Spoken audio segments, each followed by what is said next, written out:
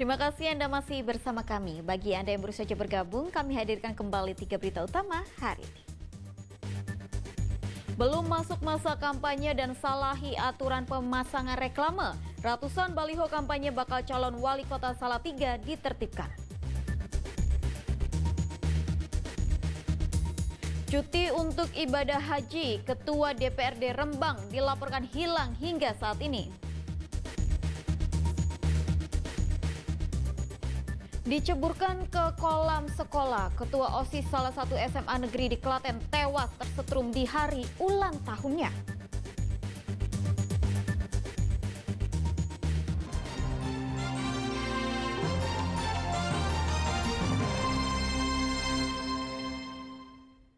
Ketua DPRD Rembang hilang saat menunaikan ibadah haji. Hingga kini pun keberadaannya belum diketahui meski masa cuti haji telah berakhir. Supadi, Ketua DPRD Rembang, dikabarkan hilang kontak di Arab Saudi saat menunaikan ibadah haji. Hingga hari ini, nomor telepon pribadinya tidak bisa dihubungi oleh pihak keluarga maupun kolega. Dia berangkat ke Tanah Suci menggunakan biro perjalanan yang beralamat di Jakarta. Dari informasi Sekretaris DPRD Rembang, Supadi mengajukan cuti naik haji mulai tanggal 31 Mei hingga 25 Juni lalu. Meski masa cuti telah habis, Supadi belum diketahui keberadaannya. Keluarga dan rekan-rekannya kesulitan mencari keberadaan Ketua DPRD Rembang tersebut karena ponselnya sudah tidak bisa dihubungi sejak tanggal 9 Juni lalu. Jadi setelah beliau berangkat, itu tanggal 3, walaupun izinnya mulai tanggal 31, tapi beliau berangkat tanggal 3 Juni. Terakhir telepon kami terkait dengan koordinasi pekerjaan itu tanggal 5 Juni. Setelah itu, mulai tanggal 9 Juni HP-nya tidak aktif dan tidak bisa dihubungi sampai dengan sekarang. Sekretaris DPRD Rembang sudah melaporkan hal ini ke pemerintah Provinsi Jawa Tengah dan mengkonfirmasi ke Kementerian Agama maupun KBRI di Arab Saudi. Namun hingga saat ini belum ada kabar mengenai keberadaan Supadi. Arif Nur melaporkan dari Rembang. Sejumlah relawan di Banjarnegara ini patut ditiru aksinya. Mengumpulkan dana, mereka memberikan bantuan pangan bagi warga lanjut usia yang tinggal di desa terpencil. Tak jarang mereka harus naik turun bukit untuk memberikan sedekah bahan pangan bagi warga lansia yang membutuhkan. Sekelompok relawan Gerakan Peduli Lansia dan warga kurang mampu di Banjarnegara bergerilya keluar masuk kampung. Relawan Geria Yatim Duafa Sukinto Banjarnegara rela belusukan berjalan kaki naik turun bukit untuk mencari tempat tinggal warga lansia membagikan bahan pangan. Warga lansia yang menjadi sasaran aksi sosial bagi-bagi bahan pangan adalah warga yang mengalami kesulitan ekonomi. Tidak mudah untuk mencari keberadaan para lansia ini.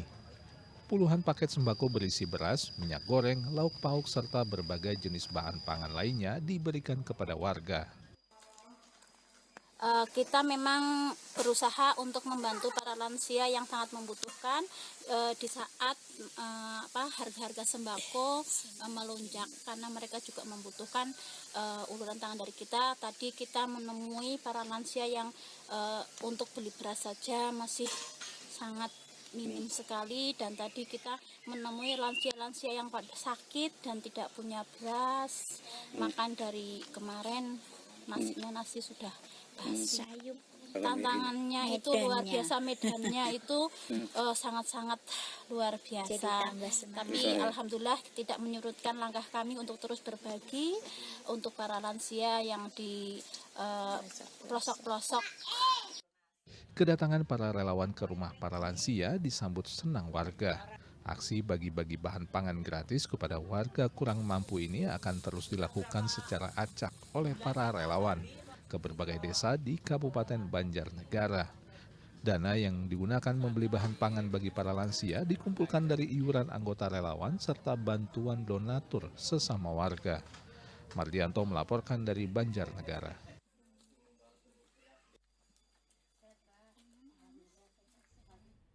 Pemerintah Kabupaten Demak mendorong warganya, termasuk generasi muda, untuk berani membuka usaha sendiri. Meski dalam skala kecil, UMKM yang mendapatkan pendampingan dan pelatihan bahkan bisa mengekspor hasil produksinya ke mancanegara.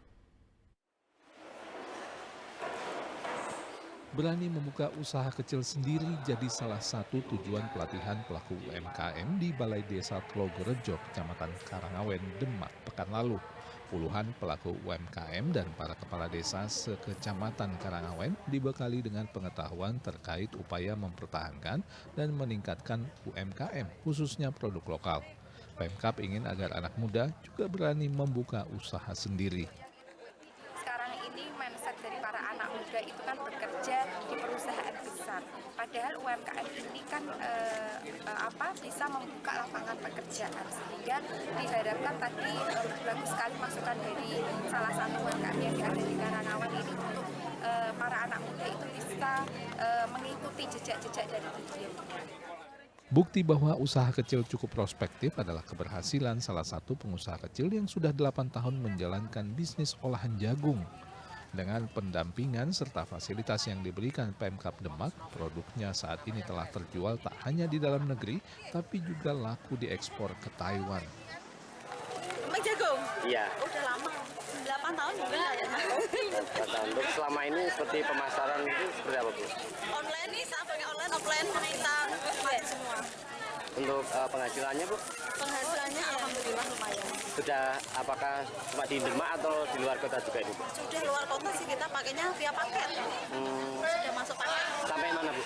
Sampai Taiwan masuk, sampai Lampung masuk. Kalau selama ini pendampingan dari pihak pemerintah seperti apa? Sangat bagus, untuk izin usaha kita sudah terpenuhi semua.